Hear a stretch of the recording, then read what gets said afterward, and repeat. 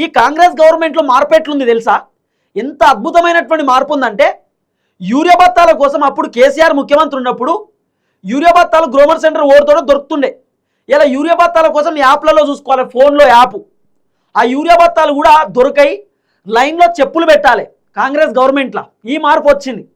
రైతు భరోసా కేసీఆర్ ముఖ్యమంత్రి ఉన్నప్పుడు ఎకరానికి 5,000 రూపాయల చొప్పున 6 నెలలకు ఒక పంటకు 6 నెలలకు ఒక పంటకు టెన్షన్గా కేసీఆర్ రైతు బంధు ఇస్తుండే. దాదాపు 10 రోజులలో కేసీఆర్ మొత్తం రైతు బంధు కంప్లీట్ చేస్తుండే. ఇలా రేవంత్ రెడ్డి గవర్నమెంట్లో ఎంత మంచి మార్పు వచ్చిందంటే, రైతు భరోసా 9,000 కోట్ల రూపాయలు 6 నెలలకు పడతాయి.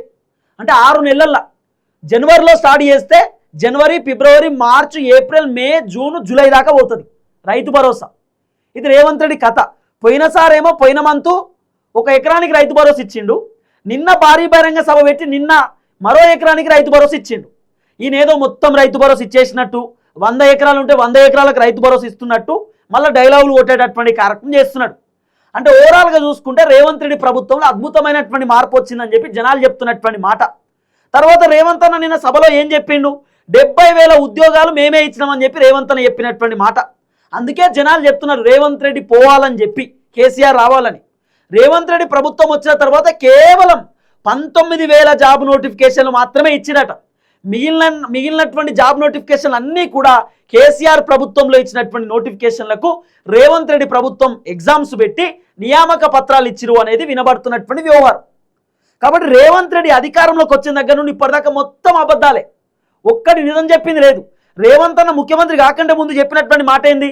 రైతులకు రుణాలు మాఫీ చేస్తాం, ఫస్ట్ రుణమాఫీ పైన సంతకం పెడతా, తొలి సంతకం రుణమాఫీ పైన అని చెప్పిండు. సరే, 2 లక్షల కంటే లోపు ఉన్నటువంటి పైసలన్నీ రుణాలు మాఫీ అయిపోతాయేమో అని చెప్పి జనాలు అనుకున్నారు.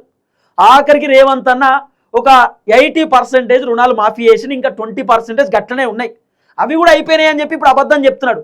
మళ్ళా జనాలకు బ్యాంకులలో డబ్బులు కట్టాలని చెప్పి రేవంత్ అన్న కొత్త డ్రామాలు అయిపోయింది. ఏమని? 2 లక్షల కంటే పైన ఉన్నటువంటి పైసలు కూడా బ్యాంకులో కట్టుర్రి, మిగిలినటువంటి 2 లక్షలు నేను రుణాలు మాఫీ చేస్తాను రేవంత్ అన్న చెప్పిండు. రేవంత్ అన్న మాటలు నమ్మి చాలా మంది రైతులు 2 లక్షల కంటే పైన ఉన్నటువంటి పైసలు బ్యాంకులో కట్టి ఎదురు చూసారు. ఆ ఎదురు చూపులే తప్ప ఏం కాలే, ఆ రుణాలు మాఫీ అయినటువంటి పరిస్థితి లేదు. రేవంత్ రెడ్డి అటు ఇటు చేసి జనాలను ఘోరంగా మోసం చేసిండు.